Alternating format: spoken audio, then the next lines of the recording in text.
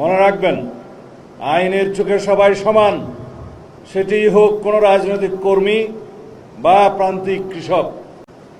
প্রিয় এসপি প্রফেশনালগণ, আপনারা সমাজে ন্যায় বিচার ও আইনের শাসন প্রতিষ্ঠায় এক গুরুত্বপূর্ণ পরিবর্তনের সৈনিক।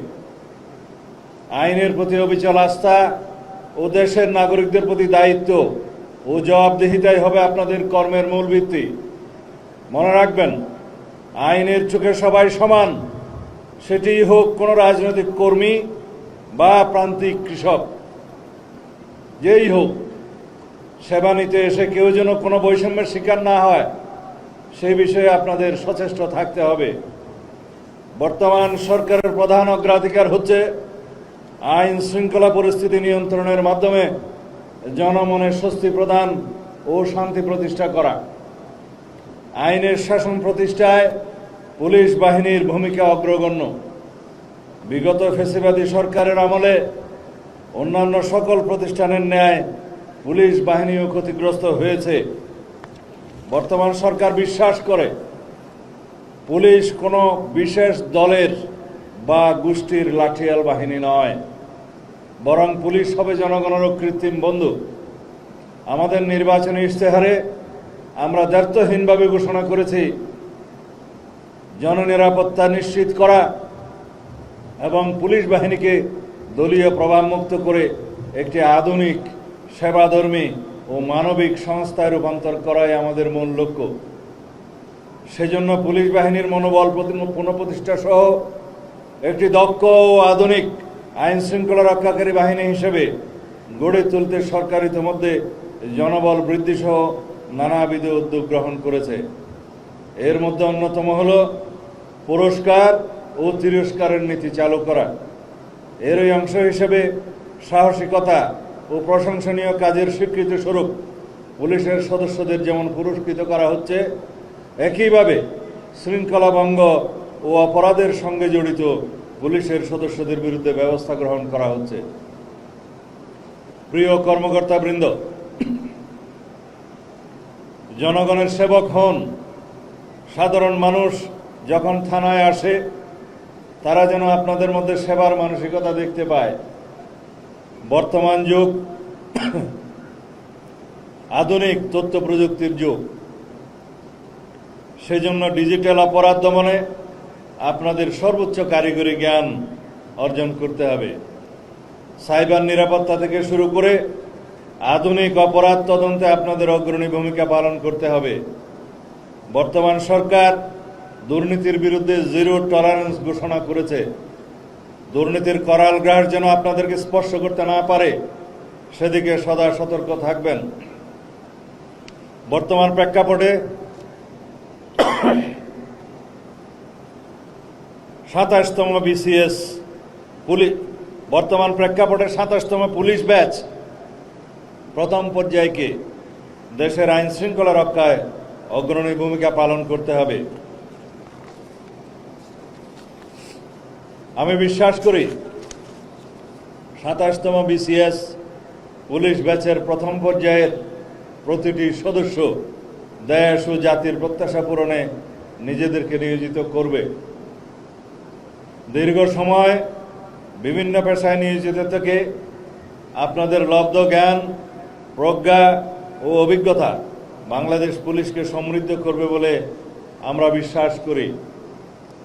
বাংলাদেশ পুলিশের ঐতিহ্য ও গৌরব ধরে রাখতে মুক্তিযুদ্ধের চেতনা ও ২০২৪ সালের ছাত্র গণ অভ্যুত্থানের শহীদের আত্মত্যাগের প্রতি সম্মান জানাতে এবং একটি শান্তিপূর্ণ ও উন্নত গণতান্ত্রিক বাংলাদেশ বিনির্মাণে আপনারা ভূমিকা পালন করবেন, এই প্রত্যাশা রইল।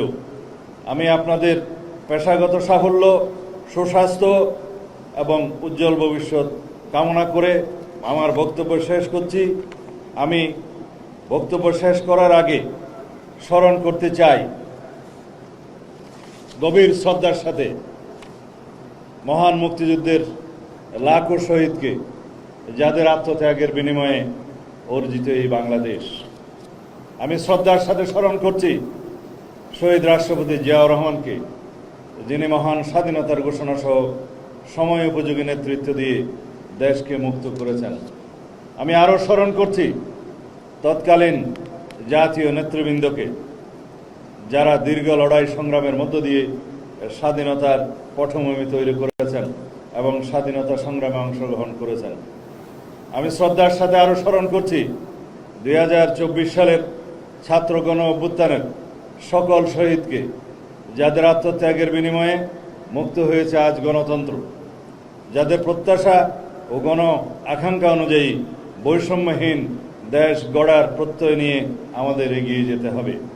আমি আরও স্মরণ করছি 3 বারের প্রধানমন্ত্রী, আপসহীন নেত্রী দেশনেত্রী বেগম খালেদা জিয়াকে, যার সুযোগ্য নেতৃত্বে বাংলাদেশে সুপ্রতিষ্ঠিত হয়েছিল গণতন্ত্র, বাংলাদেশের মানুষ অর্জন করেছিল গণতান্ত্রিক অধিকার। গভীর শ্রদ্ধা জ্ঞাপন করছি সেই সব বীর পুলিশ সদস্যগণকে, যারা 1971 সালে দেশ মাতৃকার মুক্তির লড়াইয়ে অকাতরে জীবন বিসর্জন দিয়েছেন। আমি আপনাদের এই প্রশিক্ষণ সমাপনী কুচকাওয়াজে উপস্থিত হতে পেরে আমি অত্যন্ত আনন্দিত। আজকের এই আনন্দঘন দিনটি অনেক আগেই আপনাদের জীবনে আসার কথা ছিল।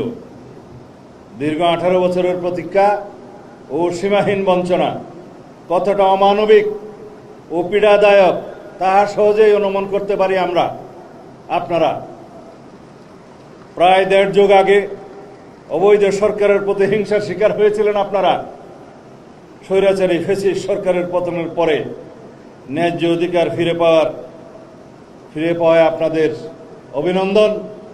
কিন্তু আপনাদের মনে রাখতে হবে, এই বঞ্চনার পরে, এই নিপীড়নের পরে অধিকার ফিরে পাওয়ার কারণে আপনাদের কাছে আমাদের এবং জাতির যে প্রত্যাশা, সেই প্রত্যাশা যেন আপনারা সব সময় মনে রাখেন। 24-এর ছাত্র গণ অভ্যুত্থানের পরের যে গণমানুষের প্রত্যাশা, জাতির প্রত্যাশা, বর্তমান রূপান্তরমূলক এই রাষ্ট্র কাঠামোর মধ্য দিয়ে আমরা যে যাচ্ছি, আমাদের জাতির যে প্রত্যাশা, সেই প্রত্যাশাকে আপনারা পূরণ করবেন, দুর্নীতিমুক্ত থাকবেন, দেশের প্রতি, দেশের মানুষের প্রতি সব সময় আপনারা এমন আচরণ করবেন যাতে মনে করে দেশের মানুষ, পুলিশ সত্যিকারভাবেই জনবান্ধব হয়েছে এবং জনগণের বন্ধু হয়েছে। ধন্যবাদ আপনাদের সবাইকে। সালামু আলাইকুম, খোদা হাফেজ।